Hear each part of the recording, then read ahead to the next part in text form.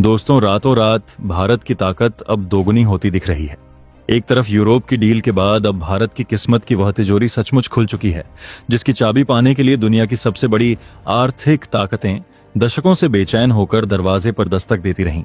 वही दौलत जो कभी न्यूयॉर्क की वॉल स्ट्रीट और लंदन के कैनरी व्हार्फ की चमकदार इमारतों के बीच घूमती थी, आज सीधे दिल्ली के दरबार में आकर सिर झुका रही है। और यह कोई भावनात्मक नारा नहीं, बल्कि ठोस आंकड़ों की वह सच्चाई है जो संसद से लेकर अंतर्राष्ट्रीय वित्तीय संस्थानों तक के गलियारों में खलबली मचा रही है। क्योंकि जिस वक्त अमेरिका, यूरोप और पूर्वी एशिया की बड़ी अर्थव्यवस्थाएं मंदी के अंधेरे कमरे में टॉर्च लेकर रास्ता तलाश रही हैं, उसी वक्त भारत ने विकास का ऐसा बटन दबाया है कि उसकी जीडीपी किसी मिसाइल की तरह जमीन से उठकर आसमान को चीरती चली जा रही है। पुराने सारे रिकॉर्ड ध्वस्त हो रहे हैं, ग्रोथ रेट नए मानक गढ़ रही है और आंकड़े मानो चीख चीख कर यह ऐलान कर रहे हैं कि भारत अब इंतजार करने वाला देश नहीं, बल्कि दिशा तय करने वाला खिलाड़ी बन चुका है। यही वजह है कि जब संसद में इकोनॉमिक सर्वे 2025 से 26 के पन्ने खुले, तो सिर्फ विपक्ष ही नहीं, बल्कि वर्ल्ड बैंक, IMF, ADB और दुनिया के बड़े बड़े थिंक टैंक के एक्सपर्ट्स तक अपनी कुर्सियों पर बेचैन हो उठे। क्योंकि यह कोई साधारण सरकारी दस्तावेज नहीं था, बल्कि वह रिपोर्ट कार्ड था जिसने साफ शब्दों में बता दिया कि 2026 का भारत अब उभरती हुई अर्थव्यवस्था की पुरानी परिभाषा को पीछे छोड़ चुका है और सीधे सीधे ग्लोबल गेम का निर्णायक खिलाड़ी बनने की दहलीज पर खड़ा है। इस रिपोर्ट में सामने आए आंकड़े बताते हैं कि भारत की आर्थिक गति सिर्फ तेज नहीं हुई है, बल्कि संरचनात्मक रूप से मजबूत भी हुई है। जहां एक तरफ मैन्युफैक्चरिंग, इंफ्रास्ट्रक्चर और डिफेंस प्रोडक्शन में ऐतिहासिक उछाल देखने को मिल रहा है, वहीं दूसरी तरफ डिजिटल इकोनॉमी, फिनटेक, स्टार्टअप्स और आर्टिफिशियल इंटेलिजेंस जैसे क्षेत्रों में भारत वह छलांग लगा चुका है जिसकी तुलना अब चीन के शुरुआती बूम से की जाने लगी है। और यहीं से कहानी का वह मोड़ शुरू होता है जो बीजिंग के लिए सबसे ज्यादा असहज करने वाला है। क्योंकि जिस चीन को दशकों तक दुनिया की फैक्ट्री कहा जाता था, आज उसकी उस फैक्ट्री की चाबी धीरे धीरे भारत के हाथ में सरकती नजर आ रही है। ग्लोबल सप्लाई चेन में आए झटकों, कोविड के बाद के सबक, अमेरिका चीन टैरिफ वॉर और जियोपॉलिटिकल तनावों ने बहुराष्ट्रीय कंपनियों को मजबूर कर दिया कि वे अपने निवेश का भरोसेमंद ठिकाना बदलें। और इसी मौके पर भारत ने ऐसा गियर बदला कि ड्रैगन की सांसें फूल गईं। Make in India, production linked incentive, semiconductor mission और लॉजिस्टिक्स सुधार जैसे कदमों ने भारत को मैन्युफैक्चरिंग हब बनने की रेस में फ्रंट लाइन पर खड़ा कर दिया, जहां अब सिर्फ सस्ते श्रम की नहीं, बल्कि स्किल्ड वर्कफोर्स, राजनीतिक स्थिरता और विशाल घरेलू बाजार की बात हो रही है। और जब पूरी दुनिया पर टैरिफ वॉर का शोर, युद्ध के बादल और जियोपॉलिटिकल अनिश्चितता मंडरा रही थी, उसी बीच भारत का खजाना लबालब भरने लगा। विदेशी मुद्रा भंडार ने ऐसे स्तर छुए कि आंकड़े गिनने वाली मशीनें तक थकने लगीं। FDI और FPI का प्रवाह यह संकेत देने लगा कि ग्लोबल कैपिटल अब जोखिम नहीं, बल्कि रिटर्न की तलाश में भारत को सुरक्षित बंदरगाह मान चुका है। यही वह पल है जिसका इंतजार दुनिया की तमाम आर्थिक महाशक्तियां अपने अपने तरीके से कर रही थीं। क्योंकि एक तरफ वॉशिंगटन अपनी गिरती ग्रोथ रेट, बढ़ते कर्ज और राजनीतिक ध्रुवीकरण से जूझ रहा है, वहीं दूसरी तरफ बीजिंग अपनी रियल एस्टेट क्राइसिस, घटती जनसंख्या और धीमी होती एक्सपोर्ट मशीनरी के घावों को छुपाने में लगा है। ठीक उसी वक्त नई दिल्ली से निकली यह खबर ग्लोबल इकोनॉमी के रडार पर खतरे की लाल बत्ती जला देती है कि भारत सिर्फ विकल्प नहीं, बल्कि भविष्य बनता जा रहा है। इकोनॉमिक सर्वे 2025 से 26 यह साफ करता है कि भारत की ग्रोथ सिर्फ सरकारी खर्च या अस्थायी बूस्टर पर टिकी नहीं है, बल्कि घरेलू मांग, निजी निवेश और निर्यात के संतुलन से चल रही है। ग्रामीण अर्थव्यवस्था में सुधार, इंफ्रास्ट्रक्चर में रिकॉर्ड निवेश, हाईवे, रेलवे, पोर्ट्स और एयरपोर्ट्स का जाल, और साथ ही ग्रीन एनर्जी और इलेक्ट्रिक मोबिलिटी में उठाए गए कदम यह संकेत देते हैं कि भारत ने आने वाले दशकों की तैयारी आज ही शुरू कर दी है। यही वजह है कि शेयर बाजार से लेकर विदेशी निवेशकों तक के बीच एक करंट दौड़ जाता है, क्योंकि उन्हें समझ आ जाता है कि यह कहानी किसी एक साल की नहीं, बल्कि एक पूरे युग के बदलाव की है, जहां भारत जनसांख्यिकीय लाभांश को बोझ नहीं, बल्कि ताकत में बदल रहा है। स्किल इंडिया और डिजिटल इंडिया जैसे कार्यक्रमों के जरिए युवा आबादी को उत्पादक शक्ति में रूपांतरित किया जा रहा है। और यही वह फैक्टर है जो चीन के लिए सबसे बड़ा सिरदर्द बनता जा रहा है। क्योंकि जहां चीन की वर्कफोर्स बूढ़ी हो रही है, वहीं भारत का युवा वर्ग वैश्विक कंपनियों के लिए नई उम्मीद बन चुका है। इस पूरी तस्वीर में रणनीतिक पहलू भी उतना ही अहम है, क्योंकि भारत अब सिर्फ आर्थिक फैसले नहीं ले रहा बल्कि जो पॉलिटिक्स की शतरंज पर भी अपनी चालें सोच समझकर चल रहा है। यूरोप के साथ हुई डील, मिडिल ईस्ट में बढ़ता प्रभाव, क्वाड और इंडो पैसिफिक में सक्रिय भूमिका और रूस से लेकर अमेरिका तक के साथ संतुलित रिश्ते यह दिखाते हैं कि भारत अब किसी एक ध्रुव पर निर्भर रहने वाला देश नहीं रहा, बल्कि मल्टी अलाइनमेंट की नीति के जरिए अपने हितों को प्राथमिकता दे रहा है। और जब ऐसी आर्थिक और रणनीतिक ताकत एक साथ खड़ी होती है तो दुनिया का ध्यान स्वाभाविक रूप से उसी ओर जाता है। यही वजह है कि आज भारत की तुलना सिर्फ उभरती अर्थव्यवस्थाओं से नहीं बल्कि स्थापित महाशक्तियों से की जाने लगी है। इकोनॉमिक सर्वे के शब्दों में भले ही यह तकनीकी भाषा में लिखा गया हो, लेकिन उसके पीछे छिपा संदेश बिल्कुल साफ है कि भारत ने कछुए की चाल छोड़ दी है और अब चीते की रफ्तार से दौड़ रहा है। यह दौड़ सिर्फ जीडीपी के आंकड़ों की नहीं बल्कि प्रभाव, भरोसे और नेतृत्व की है, जहां भारत अब नियमों का पालन करने वाला नहीं बल्कि नियमों को आकार देने वाला देश बनने की ओर बढ़ रहा है। और दोस्तों, इतिहास गवाह है कि जब कोई देश इस मोड़ पर पहुंचता है तो दुनिया की राजनीति, अर्थव्यवस्था और शक्ति संतुलन हमेशा के लिए बदल जाते हैं। आज वही मोड़ भारत के सामने खड़ा है, जहां हर कदम के साथ उसकी आहट और तेज होती जा रही है और पूरी दुनिया हैरानी, उम्मीद और थोड़ी सी घबराहट के साथ भारत की तरफ देख रही है। अभी कुछ ही दिन पहले हमने आपको बताया था कि भारत ने यूरोपियन यूनियन के साथ एक ऐतिहासिक डील कर पूरी दुनिया को चौंका दिया था। अब उसी डील का असर भारत की सरकारी तिजोरी में साफ साफ दिखाई देने लगा है। दुनिया के देश भारत पर अपना पैसा लुटाने के लिए लाइन में खड़े हैं। जो आंकड़े सामने आए हैं वह किसी जादू से कम नहीं लगते। जहां कई पड़ोसी देश $1 के लिए मोहताज हैं, वहीं भारत का विदेशी मुद्रा भंडार, टैक्स कलेक्शन और निवेश आसमान छू रहा है। सवाल यह है कि आखिर इस इकोनॉमिक सर्वे में ऐसा कौन सा मैजिक नंबर छिपा है जिसने विपक्ष की बोलती बंद कर दी? आखिर क्यों दुनिया की तमाम रेटिंग एजेंसियां भारत की तारीफ में पुल बांध रही हैं? और सबसे बड़ा सवाल, इस सर्वे के बाद आने वाला बजट आपकी जेब पर क्या असर डालेगा? इकोनॉमिक सर्वे दरअसल देश की अर्थव्यवस्था का हेल्थ चेकअप होता है, जो बजट से ठीक एक दिन पहले आता है। लेकिन इस बार की रिपोर्ट यह बता रही है कि मरीज सिर्फ फिट नहीं है बल्कि ओलंपिक की रेस में गोल्ड मेडल जीतने के लिए तैयार है। सर्वे के मुताबिक वित्त वर्ष 2026-27 में भारत की जीडीपी ग्रोथ 6.5 से 7% के बीच रहने का अनुमान है। अब पहली नजर में आपको लग सकता है कि 7% में क्या खास है, लेकिन असली खेल यहीं से शुरू होता है। जिस वक्त पूरी दुनिया मंदी के साए में जी रही है, अमेरिका जैसी सुपर पावर 2 से 3% की ग्रोथ के लिए तरस रही है, यूरोप की अर्थव्यवस्था जमी हुई है और चीन का रियल एस्टेट सेक्टर ताश के पजदूरी पसंदरा तत्वों की तरह बिखर रहा है। ऐसे माहौल में भारत का 7% की रफ्तार से बढ़ना किसी चमत्कार से कम नहीं है। वित्त मंत्री ने साफ शब्दों में कहा है कि भारत अब ग्लोबल ग्रोथ इंजन बन चुका है। अभी कुछ ही दिन पहले जिस यूरोपियन यूनियन भारत डील को लेकर राजनीतिक गलियारों में हल्की सी फुसफुसाहट थी, वही डील अब भारत की सरकारी तिजोरी में गूंज बनकर बजने लगी है। और इकोनॉमिक सर्वे ने उस गूंज को ऐसे आंकड़ों में बदल दिया है कि न सिर्फ विपक्ष बल्कि पूरी दुनिया एक पल के लिए ठिठक कर भारत को देखने लगी है, क्योंकि यह वही भारत है जिसे कभी उभरती अर्थव्यवस्था कहकर भविष्य के सपनों में टाल दिया जाता था। लेकिन आज वही भारत वर्तमान में खड़ा होकर दुनिया को यह बता रहा है कि ग्लोबल ग्रोथ इंजन अब दिशा नहीं ढूंढ रहा बल्कि दिशा तय कर रहा है। सर्वे के पन्ने पलटते ही जो तस्वीर उभरती है वह किसी जादुई कथा से कम नहीं लगती। जहां कई पड़ोसी और विकासशील देश $1 के लिए अंतर्राष्ट्रीय संस्थाओं के दरवाजे खटखटा रहे हैं, वहीं भारत का विदेशी मुद्रा भंडार मजबूत दीवार की तरह खड़ा है। टैक्स कलेक्शन उम्मीदों से कहीं आगे निकल चुका है। प्रत्यक्ष विदेशी निवेश एक बार फिर भरोसे का वोट दे रहा है और घरेलू निवेश उस आत्मविश्वास को ईंधन दे रहा है जिसकी कमी भारत को दशकों तक खलती रही। इकोनॉमिक सर्वे 2026 से 27 के लिए 6.5 से 7% जीडीपी ग्रोथ का अनुमान देता है।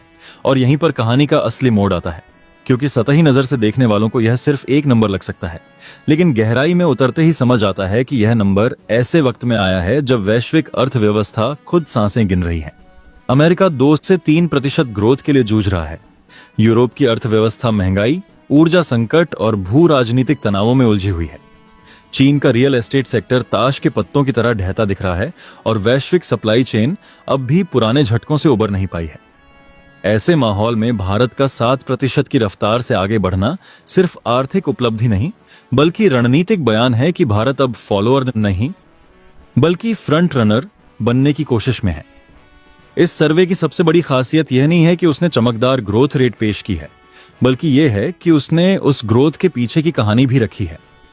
कैसे इंफ्रास्ट्रक्चर पर लगातार बढ़ता सरकारी खर्च, कैपेक्स में रिकॉर्ड इजाफा, डिजिटल पब्लिक इंफ्रास्ट्रक्चर, जीएसटी के जरिए टैक्स बेस का विस्तार और औपचारिक अर्थव्यवस्था का तेजी से फैलाव और मैन्युफैक्चरिंग को लेकर बदली हुई मानसिकता मिलकर एक ऐसा इकोसिस्टम बना रहे हैं जिसमें ग्रोथ सिर्फ कागजों पर नहीं बल्कि सड़कों, रेलवे लाइनों, पोर्ट्स, फैक्ट्रियों और स्टार्टअप्स में दिखाई दे रही है। वित्त मंत्री का यह कहना कि भारत अब ग्लोबल ग्रोथ इंजन है, महज राजनीतिक बयानबाजी नहीं बल्कि उन रेटिंग एजेंसियों की रिपोर्ट्स से भी पुष्ट होता है जो कभी भारत की फिस्कल डिसिप्लिन पर सवाल उठाया करती थीं और आज भारत की स्ट्रक्चरल रिफॉर्म्स, डेमोग्राफिक डिविडेंड और घरेलू मांग की तारीफ करते नहीं थक रही। विदेशी मुद्रा भंडार का मजबूत होना सिर्फ एक संख्या नहीं है, बल्कि यह उस आर्थिक सुरक्षा कवच का संकेत है जो भारत को बाहरी झटकों से बचाने में सक्षम बनाता है। जब वैश्विक बाजारों में अनिश्चितता होती है, तब निवेशक उन देशों की ओर देखते हैं जहां नीतिगत स्थिरता हो, राजनीतिक स्पष्टता हो और लंबे समय की सोच दिखाई दे। इकोनॉमिक सर्वे का यही मैजिक नंबर विपक्ष की बोलती इसलिए बंद कर देता है क्योंकि यह बताता है कि ग्रोथ उपभोग आधारित उछाल नहीं बल्कि निवेश आधारित विस्तार से आ रही है और यही वह मॉडल है जिसे अर्थशास्त्री टिकाऊ विकास का आधार मानते हैं। टैक्स कलेक्शन में बढ़ोतरी यह दिखाती है कि अर्थव्यवस्था का बड़ा हिस्सा अब औपचारिक दायरे में आ चुका है। डिजिटल ट्रांजैक्शन ने पारदर्शिता बढ़ाई है और सरकार के पास नीतिगत फैसलों के लिए ज्यादा वित्तीय स्पेस है। अब सवाल आता है उस बजट का जो इस सर्वे के ठीक बाद आने वाला है और जिसका असर सीधे आपकी जेब से जुड़ा है। जब सर्वे यह संकेत देता है कि सरकार की प्राथमिकता इंफ्रास्ट्रक्चर, मैन्युफैक्चरिंग, ग्रीन एनर्जी और स्किल डेवलपमेंट पर बनी रहेगी, तो यह साफ हो जाता है कि बजट में बड़े लोकलुभावन झटकों के बजाय लॉन्ग टर्म ग्रोथ की लाइन खींची जाएगी। इसका मतलब यह हो सकता है कि टैक्स स्लैब में बड़े चौंकाने वाले बदलाव न दिखें, लेकिन रोजगार के अवसर बढ़ाने वाले सेक्टर्स में निवेश जारी रहे, जिससे मध्यम वर्ग को तुरंत राहत कम लेकिन स्थायी आय के अवसर ज्यादा मिलें। इकोनॉमिक सर्वे यह भी इशारा करता है कि महंगाई को काबू में रखने की कोशिश जारी रहेगी क्योंकि स्थिर कीमतें ही उस ग्रोथ को आम आदमी के लिए अर्थपूर्ण बनाती हैं। यूरोपियन यूनियन के साथ हुई डील का असर भी अब सिर्फ कूटनीतिक प्रेस रिलीज तक सीमित नहीं है। सर्वे के आंकड़े बताते हैं कि भारत की एक्सपोर्ट क्षमता खासकर मैन्युफैक्चरिंग और ग्रीन टेक्नोलॉजी में नए बाजार खोल रही है और यह वही वजह है जिसके चलते दुनिया की बड़ी कंपनियां चाइना नीति में भारत को सबसे मजबूत विकल्प मान रही हैं। निवेशकों के लिए भारत अब सस्ता श्रम भर नहीं बल्कि एक विशाल उपभोक्ता बाजार, तकनीकी क्षमता और नीतिगत भरोसे का मिश्रण बन चुका है। यह इकोनॉमिक सर्वे किसी एक सरकार की तारीफ या किसी एक बजट की भूमिका भर नहीं है, बल्कि यह उस ट्रांजिशन का दस्तावेज है जिसमें भारत एक अस्थिर वैश्विक व्यवस्था के बीच खुद को स्थिर, भरोसेमंद और महत्वाकांक्षी अर्थव्यवस्था के रूप में पेश कर रहा है। 7% की ग्रोथ दर यहां महज प्रतिशत नहीं बल्कि उस आत्मविश्वास का प्रतीक है जो कहता है कि भारत अब संकटों से डरकर रफ्तार कम नहीं करता बल्कि उन्हीं संकटों को अवसर में बदलकर आगे निकलने की कोशिश करता है। और शायद यही वजह है कि आज जब दुनिया मंदी के बादलों से घिरी है, तब इकोनॉमिक सर्वे भारत को सिर्फ फिट नहीं बल्कि ओलंपिक की रेस में गोल्ड के लिए दौड़ता हुआ दिखा रहा है। अगर दुनिया की अर्थव्यवस्था एक चलती हुई गाड़ी है तो बीते एक साल के आंकड़े साफ इशारा करते हैं कि उस गाड़ी का इंजन अब भारत बन चुका है। और यह कोई भावनात्मक नारा नहीं बल्कि ठोस आर्थिक तथ्यों पर टिका निष्कर्ष है। इकोनॉमिक सर्वे 2026 और उससे जुड़े तमाम सेक्टोरल डेटा इस बात की गवाही दे रहे हैं कि भारत ने मैन्युफैक्चरिंग, सर्विस सेक्टर, कृषि, स्टार्टअप इकोसिस्टम और खासकर कैपेक्स के मोर्चे पर जिस आक्रामक रणनीति के साथ कदम बढ़ाए थे, अब उसका मल्टीप्लायर इफेक्ट जमीन पर दिखने लगा है। सरकार द्वारा पिछले कुछ वर्षों में सड़कों, railway, ports, airports, defence corridor और लॉजिस्टिक्स इंफ्रास्ट्रक्चर पर किया गया भारी भरकम पूंजीगत निवेश पहले आलोचकों को फिस्कल रिस्क लगता था, लेकिन आज वही निवेश भारत की ग्रोथ स्टोरी की रीढ़ बन चुका है। देश के कोने कोने में बिछते एक्सप्रेसवे केवल कंक्रीट की सड़कें नहीं हैं, बल्कि वे सप्लाई चेन की गति बढ़ाने वाले आर्थिक आर्टरीज हैं, जिनके चलते ट्रांसपोर्ट कॉस्ट घटी है, टर्न अराउंड टाइम कम हुआ है और मैन्युफैक्चरिंग को वह गति मिली है जो दशकों से केवल कागजों में थी। रेलवे के dedicated freight corridor, Vande Bharat जैसी सेमी हाई स्पीड ट्रेनों और मल्टी मॉडल लॉजिस्टिक्स पार्क्स ने भारत को उस लीग में खड़ा कर दिया है जहां इंफ्रास्ट्रक्चर अब विकास की बाधा नहीं बल्कि उसका एक्सीलरेटर बन चुका है। इसका सीधा असर रोजगार पर पड़ा है। कंस्ट्रक्शन से लेकर engineering, steel, cement, auto components और सर्विसेज तक लाखों नई नौकरियां पैदा हुई हैं, जिसने घरेलू डिमांड को भी मजबूत किया है। इसी के समानांतर खेती किसानी के क्षेत्र में भी बदलाव की कहानी लिखी जा रही है, जहां agri infrastructure, cold chain, food processing और डिजिटल एग्री प्लेटफॉर्म्स ने किसानों को केवल उत्पादक नहीं बल्कि वैल्यू चेन का सक्रिय हिस्सा बनाया है। Service sector, IT, fintech, health take, edtech और ग्लोबल कैपेबिलिटी सेंटर्स पहले से ही भारत की ताकत था, लेकिन अब वह केवल बैक ऑफिस नहीं बल्कि इनोवेशन और डिसीजन मेकिंग का ग्लोबल हब बनता जा रहा है। इन सब के बीच जो आंकड़ा सबसे ज्यादा चौंकाता है वह है करंट अकाउंट डेफिसिट का संतुलन। आसान भाषा में कहें तो भारत अब उस दौर में पहुंच रहा है जहां वह दुनिया से जितना खरीदता है उससे कहीं ज्यादा बेचने की क्षमता विकसित कर चुका है। कभी मोबाइल फोन, इलेक्ट्रॉनिक्स, खिलौने, ड्रोन, डिफेंस इक्विपमेंट और यहां तक कि सेमीकंडक्टर से जुड़े कंपोनेंट्स जिनके लिए भारत पूरी तरह आयात पर निर्भर था, आज वही चीजें मेड इन इंडिया टैग के साथ विदेशों में जा रही हैं। मोबाइल मैन्युफैक्चरिंग में भारत का उभार केवल असेंबली तक सीमित नहीं रहा बल्कि वैल्यू एडिशन भी लगातार बढ़ रहा है, जिसने एक्सपोर्ट को रॉकेट की तरह ऊपर धकेला है। डिफेंस सेक्टर में आत्मनिर्भरता की नीति ने भारत को दुनिया के बड़े आयातकों की सूची से धीरे धीरे बाहर निकालकर उभरते एक्सपोर्टर की पंक्ति में खड़ा कर दिया है, और यही वह बिंदु है जिसने चीन और पाकिस्तान जैसे देशों की रणनीतिक बेचैनी बढ़ाई है। यूरोपियन यूनियन के साथ हुई मेगा ट्रेड डील ने इस पूरी प्रक्रिया में आग में घी डालने का काम किया है, जहां एक तरफ भारतीय उत्पादों को विशाल यूरोपीय बाजार में आसान पहुंच मिली है, वहीं दूसरी तरफ ग्लोबल कंपनियों को भारत में निवेश के लिए एक स्थिर, भरोसेमंद और नियम आधारित ढांचा दिखा है। आलोचकों ने जब कहा था कि इन समझौतों का असर दिखने में दशकों लगेंगे, तब शायद वे भारत की बदली हुई गति को समझ नहीं पाए थे, क्योंकि इकोनॉमिक सर्वे 2026 के आंकड़े साफ बताते हैं कि एफडीआई यानी विदेशी निवेश भारत में अब बूंदों की तरह नहीं बल्कि सुनामी की तरह आ रहा है। जो मल्टीनेशनल कंपनियां कल तक चीन को अपनी फैक्ट्री और सप्लाई चेन का केंद्र मानती थीं, आज वे जियोपॉलिटिकल रिस्क, ट्रेड वॉर और अनिश्चित नीतियों से तंग आकर भारत की ओर रुख कर रही हैं। यह अब सिर्फ चाइना +1 की मजबूरी नहीं रही, बल्कि तेजी से ओनली इंडिया स्ट्रेटजी में बदल रही है, जहां भारत न केवल सस्ता विकल्प है बल्कि स्केल, स्किल और स्टेबिलिटी का कॉम्बिनेशन भी देता है। भारत का बढ़ता विदेशी मुद्रा भंडार, जिसे आम भाषा में देश का बढ़ता हुआ खजाना कहा जा सकता है, इस आत्मनिर्भरता और आत्मविश्वास का सबसे ठोस प्रमाण है।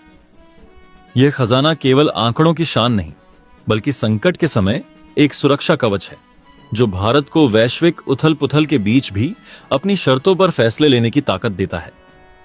यही वजह है कि आज भारत अपनी बैलेंस शीट देखकर खुद अपनी पीठ थपथपा सकता है, क्योंकि यह ग्रोथ किसी एक सेक्टर, किसी एक स्कीम या किसी एक वैश्विक संयोग की देन नहीं है, बल्कि एक समग्र रणनीति का परिणाम है, जहां इंफ्रास्ट्रक्चर, मैन्युफैक्चरिंग, एक्सपोर्ट, निवेश और घरेलू मांग एक दूसरे को सपोर्ट कर रहे हैं। दुनिया इस बदलाव को हैरानी से देख रही है, क्योंकि लंबे समय तक पोटेंशियल कहलाने वाला भारत अब परफॉर्मर बन चुका है। यह वही नया भारत है जो बाहरी बैसाखियों के सहारे नहीं बल्कि अपनी शर्तों पर व्यापार करता है, अपनी शर्तों पर मुनाफा कमाता है और अपनी शर्तों पर वैश्विक मंच पर अपनी भूमिका तय करता है। और शायद इसी आत्मविश्वास ने उन देशों की नींद उड़ा दी है जो अब तक भारत को केवल एक उभरता हुआ बाजार समझते थे। एक निर्णायक शक्ति, बड़ी बड़ी ग्लोबल कंपनियां भारत में फैक्ट्रियां लगा रही हैं। मेक इन इंडिया अब सिर्फ एक नारा नहीं बल्कि दुनिया का भरोसेमंद ब्रांड बन चुका है। भारत का विदेशी मुद्रा भंडार अपने ऐतिहासिक उच्च स्तर पर पहुंच गया है। इसका मतलब यह है कि अगर कल को दुनिया में बड़ा आर्थिक तूफान भी आ जाए तो भारत मजबूती से खड़ा रहेगा। डिजिटल इंडिया की कहानी भी इस सर्वे में दमदार तरीके से सामने आई है। यूपीआई और डिजिटल पेमेंट सिस्टम ने दुनिया को चौंका दिया है। आज गांव-गांव डिजिटल हो चुका है। भारत अब टेक्नोलॉजी खरीदने वाला देश नहीं बल्कि टेक्नोलॉजी बेचने वाला देश बन चुका है। कई देश भारत से डिजिटल सिस्टम अपनाने की ट्रेनिंग मांग रहे हैं। यह बदलाव अचानक नहीं हुआ, इसके पीछे मजबूत नीतियां, स्थिर सरकार और बिजनेस फ्रेंडली माहौल है। टैक्स सिस्टम को आसान बनाया गया है ताकि तानाशाही कम हो और निवेशकों के लिए रेड कारपेट बिछाई गई। यही वजह है कि आज दुनिया का हर बड़ा निवेशक भारत को सेफ हेवन मान रहा है। अब सबसे बड़ा सवाल यही उठता है कि इन बड़े बड़े आंकड़ों, रिकॉर्ड तोड़ ग्रोथ और भरते खजाने का असर आखिर आम आदमी की थाली और जेब पर कितना पड़ा है। क्योंकि अगर देश तरक्की करे और आम आदमी पीछे छूट जाए तो वह तरक्की अधूरी मानी जाती है। इसी सवाल का जवाब इकोनॉमिक्स सर्वे 2026 में बेहद साफ शब्दों में दिया गया है। जब अमेरिका और यूरोप जैसे विकसित कहे जाने वाले देशों में महंगाई ने आम आदमी की रोजमर्रा की जिंदगी को सांसत में डाल दिया है, जहां घर का किराया, दूध, सब्जी, गैस और बिजली के बिल लोगों की आय से तेज भागते नजर आ रहे हैं, ठीक उसी दौर में भारत ने महंगाई जैसे राक्षस को न सिर्फ पहचानने बल्कि उसे काबू में रखने का काम किया है। आर्थिक सर्वे और आधिकारिक आंकड़े साफ इशारा करते हैं कि खुदरा महंगाई दर भारतीय रिजर्व बैंक द्वारा तय किए गए सहनशील दायरे के भीतर बनी हुई है। और इसका सीधा अर्थ यह है कि सरकार और केंद्रीय बैंक के बीच ऐसा नीतिगत संतुलन बनाया गया है जिसमें एक तरफ आर्थिक गतिविधियां ठप नहीं हुई और दूसरी तरफ आम आदमी पर असहनीय बोझ भी नहीं पड़ा। यह कोई संयोग नहीं बल्कि रणनीतिक हस्तक्षेप का नतीजा है, जहां पेट्रोल और डीजल की कीमतों को समय समय पर टैक्स कटौती और सप्लाई मैनेजमेंट के जरिए नियंत्रित किया गया। खाने के तेल, दालों और अनाज की उपलब्धता बढ़ाने के लिए आयात निर्यात नीति में लचीलापन दिखाया गया और जमाखोरी पर सख्ती की गई। सरकार ने यह समझा कि महंगाई केवल आंकड़ों का खेल नहीं बल्कि सामाजिक स्थिरता का सवाल है, और इसी सोच ने भारत को उन गिने चुने देशों की कतार में ला खड़ा किया है जहां महंगाई डर की वजह नहीं बल्कि मैनेज की जाने वाली चुनौती बन चुकी है। इसका असर केवल शहरी मध्यम वर्ग तक सीमित नहीं रहा बल्कि ग्रामीण भारत की तस्वीर में भी साफ बदलाव दिखाई देने लगा है। आर्थिक सर्वे के आंकड़े बताते हैं कि गांवों में मांग लौट रही है। लोग मोटरसाइकिल खरीद रहे हैं, ट्रैक्टर ले रहे हैं, कच्चे मकानों की जगह पक्के घर बना रहे हैं और बच्चों की पढ़ाई पर पहले से ज्यादा खर्च कर रहे हैं, जिसका सीधा मतलब है कि ग्रामीण अर्थव्यवस्था में नकदी का प्रवाह बढ़ा है। किसानों के लिए न्यूनतम समर्थन मूल्य, फसल बीमा, सिंचाई परियोजनाएं, ग्रामीण सड़कों और स्टोरेज इंफ्रास्ट्रक्चर में किए गए निवेश अब जमीन पर असर दिखा रहे हैं। पहले जहां किसान फसल बेचने के लिए बिचौलियों पर निर्भर था, वहीं अब सरकारी खरीद व्यवस्था और डिजिटल प्लेटफॉर्म ने उसकी मोल भाव की ताकत बढ़ाई है। सिंचाई सुविधाओं के विस्तार ने खेती को मानसून के भरोसे से कुछ हद तक मुक्त किया है और वेयरहाउसिंग तथा कोल्ड स्टोरेज के विकास ने फसल बर्बादी को कम किया है। यही वजह है कि आज भारत न सिर्फ अपने 140 करोड़ लोगों का पेट भरने की क्षमता रखता है बल्कि वैश्विक खाद्य आपूर्ति श्रृंखला में भी एक मजबूत खिलाड़ी के रूप में उभरा है, जो कई देशों को अनाज निर्यात करने की स्थिति में है। रोजगार के मोर्चे पर भी आर्थिक सर्वे ने एक ऐसी तस्वीर पेश की है जो लंबे समय बाद उम्मीद जगाने वाली है। पिछले कुछ वर्षों में फॉर्मल सेक्टर की नौकरियों में उल्लेखनीय वृद्धि हुई है। ईपीएफओ और ईएसआईसी के आंकड़े इस बात की गवाही देते हैं कि जो युवा पहले अनऑर्गेनाइज्ड सेक्टर में बिना किसी सामाजिक सुरक्षा के काम करने को मजबूर थे, अब उन्हें स्थायी पहचान, बीमा और भविष्य निधि जैसी सुविधाओं के साथ रोजगार मिल रहा है। नई घरेलू और विदेशी कंपनियों के निवेश, मेक इन इंडिया और प्रोडक्शन लिंक्ड इंसेंटिव जैसी योजनाओं, फैक्ट्रियों के खुलने और बड़े इंफ्रास्ट्रक्चर प्रोजेक्ट्स ने लाखों नए रोजगार पैदा किए हैं। सड़क, रेल, बंदरगाह, एयरपोर्ट और डिजिटल इंफ्रास्ट्रक्चर में हुए निवेश ने न सिर्फ निर्माण क्षेत्र को गति दी है बल्कि उससे जुड़े छोटे उद्योगों और सेवाओं को भी रोजगार के नए अवसर दिए हैं। गिग इकोनॉमी ने भी युवाओं के लिए एक नया रास्ता खोला है, जहां पढ़ा लिखा युवा अपनी स्किल और मेहनत के दम पर फ्रीलांसिंग, डिलीवरी, डिजिटल सेवाओं और स्टार्टअप्स के जरिए अच्छी कमाई कर रहा है। यह मॉडल भले ही पारंपरिक नौकरी जैसा ना हो, लेकिन इसने लचीलापन और अवसरों का दायरा जरूर बढ़ाया है। महिलाओं की भागीदारी को लेकर आर्थिक सर्वे ने जो आंकड़े पेश किए हैं वे खास तौर पर ध्यान खींचने वाले हैं। वर्कफोर्स में महिलाओं की हिस्सेदारी बढ़ रही है। महिलाएं अब सिर्फ नौकरी तक सीमित नहीं हैं, बल्कि छोटे कारोबार, स्वयं सहायता समूहों, स्टार्टअप्स और एंटरप्रेन्योरशिप में भी आगे बढ़ रही हैं। डिजिटल भुगतान, जन धन खाते और माइक्रो फाइनेंस ने महिलाओं को आर्थिक रूप से आत्मनिर्भर बनने का अवसर दिया है। यह बदलाव सिर्फ आर्थिक नहीं बल्कि सामाजिक भी है, क्योंकि जब महिलाओं की आमदनी बढ़ती है तो उसका सीधा असर परिवार की शिक्षा, स्वास्थ्य और पोषण पर पड़ता है।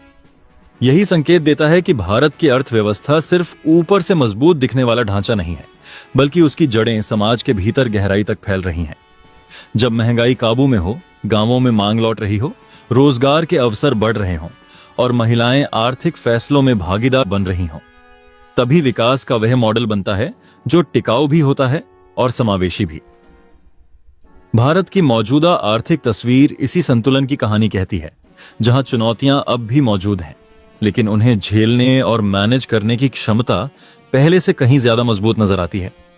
अब अगर इकोनॉमिक सर्वे 2026 की पूरी तस्वीर को भविष्य के आईने में रखकर देखा जाए, तो यह साफ समझ में आता है कि यह दस्तावेज सिर्फ बीते साल का लेखा जोखा नहीं है, बल्कि आने वाले 1-2 दशक की आर्थिक दिशा, रणनीति और आत्मविश्वास का घोषणा पत्र है।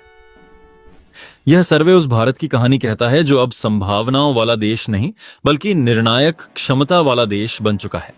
$5 ट्रिलियन की अर्थव्यवस्था का लक्ष्य, जो कभी राजनीतिक भाषणों और विजन डॉक्यूमेंट तक सीमित माना जाता था, अब इकोनॉमिक सर्वे की भाषा में एक तय पड़ाव की तरह प्रस्तुत किया गया है। मजबूत मैक्रो इकोनॉमिक फंडामेंटल्स, नियंत्रित महंगाई, बढ़ता टैक्स कलेक्शन, रिकॉर्ड विदेशी निवेश, बुनियादी ढांचे पर ऐतिहासिक खर्च और घरेलू मांग की निरंतर मजबूती यह संकेत देती है कि भारत की ग्रोथ सिर्फ आंकड़ों का खेल नहीं, बल्कि जमीन पर चल रही एक ठोस प्रक्रिया है। सर्वे यह भी स्पष्ट करता है कि भारत की आर्थिक रफ्तार अब किसी एक सेक्टर या एक वर्ग पर निर्भर नहीं है, बल्कि यह मल्टी ड्राइवर ग्रोथ मॉडल पर आगे बढ़ रही है, जहां कृषि में उत्पादकता सुधार, मैन्युफैक्चरिंग में वैल्यू एडिशन, सर्विस सेक्टर में एसएआरए में इनोवेशन और स्टार्टअप इकोसिस्टम में जोखिम लेने की क्षमता एक साथ काम कर रही है। भविष्य की इस तस्वीर में ग्रीन एनर्जी भारत की सबसे बड़ी स्ट्रैटेजिक ताकत बनकर उभरती है, क्योंकि जिस दौर में दुनिया ऊर्जा सुरक्षा और जलवायु संकट के दोहरे दबाव से जूझ रही है, उसी दौर में Bharat solar power, wind energy और ग्रीन हाइड्रोजन को सिर्फ पर्यावरणीय जरूरत नहीं, बल्कि आर्थिक अवसर के रूप में देख रहा है। इकोनॉमिक सर्वे बताता है कि रिन्यूएबल एनर्जी में निवेश, घरेलू मैन्युफैक्चरिंग और टेक्नोलॉजी ट्रांसफर के जरिए भारत न सिर्फ अपनी ऊर्जा जरूरतें पूरी करेगा, बल्कि आने वाले समय में क्लीन एनर्जी एक्सपोर्टर बनने की क्षमता भी रखता है। इसके साथ ही सेमीकंडक्टर मिशन भारत को उस वैश्विक सप्लाई चेन में एक निर्णायक स्थान दिलाने की तैयारी है, जहां अब तक कुछ चुनिंदा देशों का दबदबा रहा है।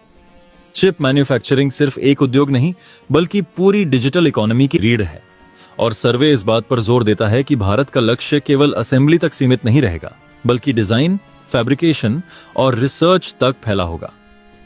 आर्टिफिशियल इंटेलिजेंस, मशीन लर्निंग और डेटा इकोनॉमी को लेकर सर्वे का दृष्टिकोण बेहद स्पष्ट है कि भारत सिर्फ यूजर नहीं, बल्कि सॉल्यूशन प्रोवाइडर बनना चाहता है, जहां एआई का इस्तेमाल हेल्थ, एजुकेशन, एग्रीकल्चर और गवर्नेंस तक हर स्तर पर उत्पादकता बढ़ाने के लिए होगा। स्पेस टेक्नोलॉजी के क्षेत्र में भारत की बढ़ती क्षमता, कम लागत वाले लॉन्च, प्राइवेट प्लेयर्स की एंट्री और ग्लोबल सैटेलाइट मार्केट में बढ़ती हिस्सेदारी यह दिखाती है कि भारत अब हाईटेक सेक्टर में भी भरोसेमंद विकल्प बन चुका है। डिजिटल इकोनॉमी के विस्तार, यूपीआई, डिजिटल पब्लिक इंफ्रास्ट्रक्चर और फिनटेक इनोवेशन को सर्वे भारत की साइलेंट रिवॉल्यूशन कहता है, जिसने गांव से लेकर महानगर तक आर्थिक गतिविधियों को औपचारिक और पारदर्शी बनाया है। भविष्य की इस चमकदार तस्वीर के बीच इकोनॉमिक सर्वे यथार्थ से आंख नहीं चुराता और साफ चेतावनी देता है कि वैश्विक माहौल अभी भी अनिश्चित है। भू राजनीतिक तनाव, युद्ध, supply chain disruption, trade war और विकसित देशों में बढ़ता कर्ज वैश्विक अर्थव्यवस्था को कमजोर कर सकता है, लेकिन यहीं भारत की असली ताकत सामने आती है। सर्वे के अनुसार भारत की घरेलू मांग, बड़ा उपभोक्ता बाजार और जनसांख्यिकीय लाभांश उसे बाहरी झटकों को झेलने की क्षमता देता है। यह भारत अब वह अर्थव्यवस्था नहीं है जो हर वैश्विक संकट पर घबराकर रिएक्ट करे, बल्कि वह अर्थव्यवस्था है जो अपनी प्राथमिकताएं खुद तय करती है और वैश्विक बहस को दिशा देने की क्षमता रखती है।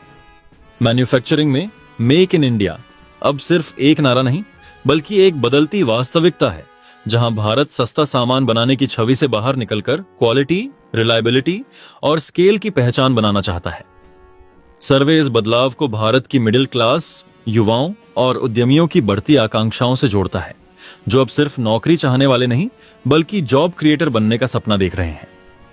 रोजगार सृजन को लेकर सर्वे का रुख आशावादी लेकिन सतर्क है, यह मानते हुए कि स्किलिंग, एजुकेशन रिफॉर्म और इंडस्ट्री एकेडमियां सहयोग आने वाले वर्षों में निर्णायक भूमिका निभाएंगे। गांव से शहर तक इंफ्रास्ट्रक्चर का विस्तार, सड़कें, रेलवे, लॉजिस्टिक्स, डिजिटल कनेक्टिविटी और हाउसिंग भारत की ग्रोथ को टिकाऊ आधार प्रदान कर रही है। दोस्तों, आपकी क्या राय है कमेंट बॉक्स में जरूर से बताएं और साथ ही चैनल को सब्सक्राइब करना ना भूलें। आपके एक सब्सक्राइब से हमारी काफी बड़ी मदद होती है।